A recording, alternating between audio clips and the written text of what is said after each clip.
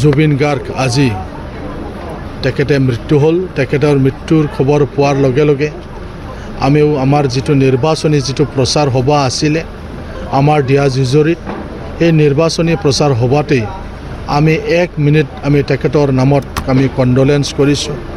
তেখেতে বহু ভাষাৰ তেখেতে গান গাইছিলে। আমাৰ বড়ো ভাষাটো বহুত তেখেতে গান গাই গ'ল।